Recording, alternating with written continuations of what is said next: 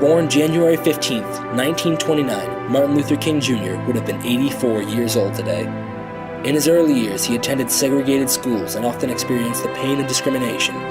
In his own words, he said, "The ultimate measure of a man is not where he stands in moments of comfort and convenience, but where he stands at times of challenge and controversy."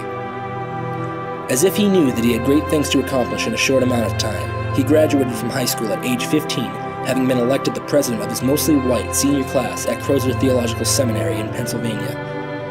After becoming a leader in important and influential organizations that were fighting for civil rights, Dr. King successfully pushed forward and supported a series of peaceful protests, including a 1955 bus boycott that lasted for 382 days. A year later, the Supreme Court declared that segregation on buses was unconstitutional. During this time, the level of Dr. King's perseverance was tested. He was arrested, his home was targeted by vandals, and he was personally harassed both mentally and physically. He never wavered his stance that only love could drive out the hate. He took his ideas from Christianity and operational techniques from Gandhi. From 1957 to 1968, he traveled over 6 million miles, spoke publicly over 2,500 times, and wrote 5 books and a number of articles. Wherever there was an injustice being committed, he would reach out with his powerful and commandeering presence, speaking words of hope and love. At age 35, he became the youngest man to receive the Nobel Peace Prize. He relinquished the prize money, some $54,000, to strengthen the civil rights movement. And as history would tell it, on April 4th, 1968, while standing on the balcony of the Lorraine Motel in Memphis, Tennessee, as he prepared to lead yet another peaceful march, Martin Luther King Jr. was assassinated. Good evening.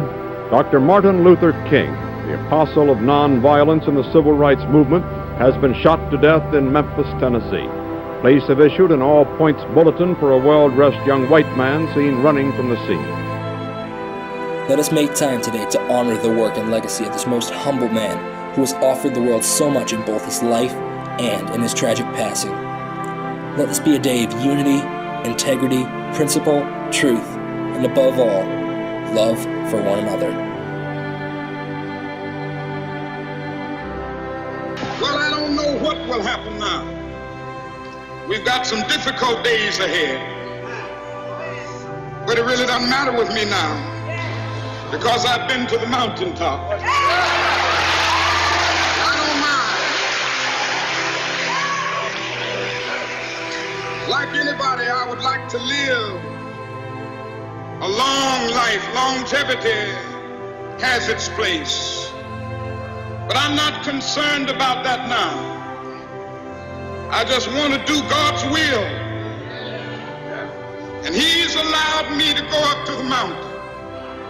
And I've looked over and I've seen the promised land.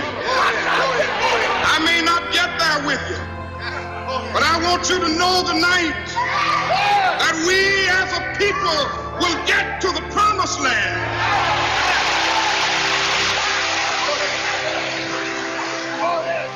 So I'm happy tonight. I'm not worried about anything. I'm not fearing any man. Mine eyes have seen the glory of the coming of the Lord.